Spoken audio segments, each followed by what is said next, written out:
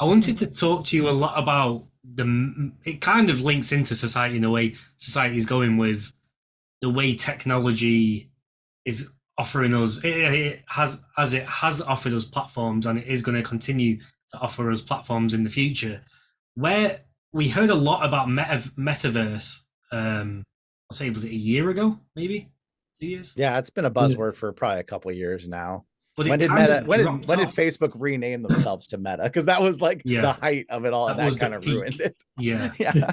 But then it kind of dropped off. And when Metaverse first came around, I know on the podcast, me and Aaron were certainly talking about it a lot, but we are talking about things that are sort of big in the industry news. But Metaverse kind of dropped off. Mhm. I don't know, what's your thoughts on the Metaverse? Have you, obviously, you've had a go in the Metaverse, but where do you see it going in the future? I think like all emerging technologies, it's not having its moment yet. And there's a lot of people that believe in it and are trying to force it. But the way you can like the way I've always thought, if you want to know what's going to happen, is look back at the past. Like look at the internet. The internet's been around since, I mean, the 70s, like was the first iterations of networking and stuff. And even in the 90s, when everybody was saying the internet's going to be the next big thing, it's going to change everything, no one knew how or what exactly it meant. No one would have guessed that 30 years later, I could get a car showing up at my door in less than 3 minutes to take me wherever I want to go. I could have food delivered here. Like people thought, oh, this is going to be email is going to just replace mail. And that's going to be the extent of it. And that's kind of at the infancy we are with this whole idea of a metaverse. This person thinks it's going to do this or it's going to do that. And like we have no idea where it's really going to end up going, yet everyone wants to get in on it now because they saw it happen with the internet. But the same thing happened with the internet. There was that whole .com bubble where everybody was like, the internet's the future, everything. And then it almost killed it because it just destroyed so many businesses, so many lives because we weren't ready for it yet. And that's kind of where the metaverse is now. All these companies are going to try and build their version of the metaverse, and there's probably going to be a metaverse bubble if it's not already coming upon us, where all these companies go, this was a mistake. What have we done? And there's going to be bankruptcies and things that just don't work. But then over time, it'll inch along as progress does, and something will come out of it that's different than what we all expected. So I think that the idea of some metaverse where you put on a VR headset like Ready Player One, even, and that's just your whole life. You go to work inside of it, you do your socialize inside of it. I don't think anybody truly wants that. But I think that a lot of people want to be able to work from home if they have a remote job where they can put on a headset to go to a meeting and then pop it off and go back to work at their computer on their tablet, however they like to work. I think we'll see those little sides start to change over the next several years, but I don't think we're anywhere near people spending 10 days or forever in it like I did, unless, of course, someone is, I know I met one person who is agoraphobic and cannot leave their apartment, cannot talk to people in real life, but in VR, you would never guess it. Just completely social and outgoing. There will be people like that this technology enables them to have a life much more so than they would have without it. But what we don't want to do is see the technology take everyone who's enjoying their life how they have it and restructuring it into this technological way that they no longer enjoy.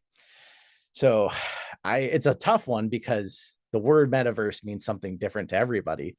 I think whatever it is all going to become, we can't really predict it, just like we would have never predicted what the internet was going to bring. And it's literally, I mean, if your internet goes down, or well, if your power goes out, your whole life changes in a moment. Like it's amazing how tied we are to it all.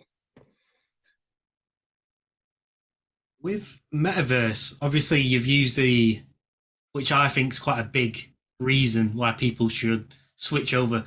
And I know what you mean. The metaverse means something different to anyone because it's more of a, it can be whatever you imagine it to, can be sort of scenario, but it's going to be heavily used within work. So yeah, everyone's working remotely from home. Log onto your VR and you'll feel like you're with people.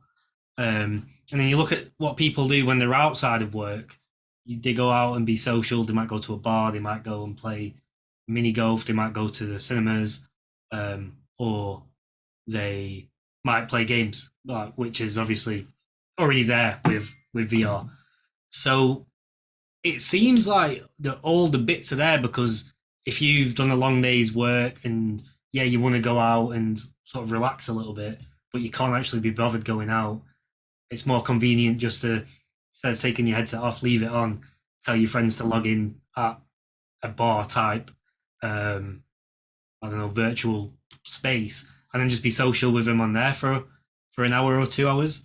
And then what you would usually do is come home from the bar and then just go log onto your PC and play games for another couple of hours or watch a movie when you get home.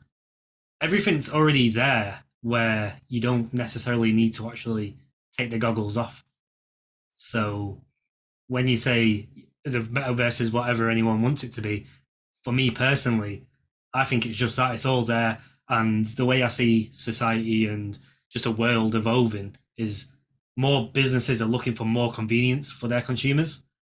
And I think Meta have hit the nail on the head because they've obviously created Facebook, which is this ultimate connectivity for everyone and anyone. And now they're saying you can have that in the real immersive world. Just don't take your goggles off. So that's the way I see it, sort of heading out. But yeah, like you said, only time will tell which As businesses are well, in the bubble. to add to what you're saying, Cam, I feel like at the moment we like VR as adults, it's all new to us. But if you've got children who say are going to school in the metaverse, from a young age, they're being brought up in the metaverse. So as they go into the teenage years, they're hanging out with friends in the metaverse. Then they're going and having the working life in the metaverse. Then a lot of their life is already around the metaverse, so that's what they're used to. So I feel like once the generations get used to being and living in the metaverse, that's when it will really start to like move on like tenfold. Yeah, and that's that slow change that we see over time, because like it can boggle people's minds, but there's people right now that still here go to the phone store, the AT&T store, and pay their bill in cash.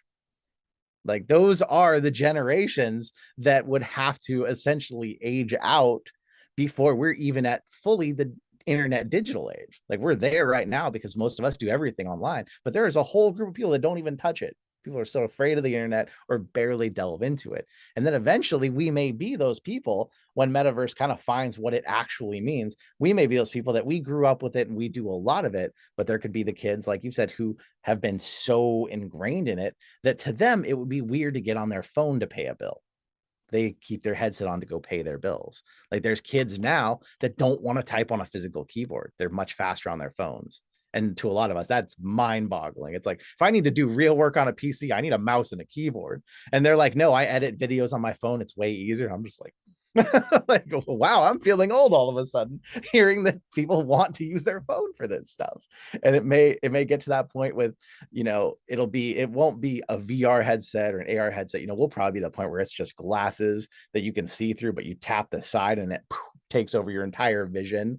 And all of a sudden you're fully immersed. It'll be something really simple and friendly, but people will be like, oh gosh, you're typing on your phone. I'm just going to get in here and do this so fast. Like, it'll be totally different to us, and we'll be the old people that just don't get it anymore. It's gonna be like, how is this possible?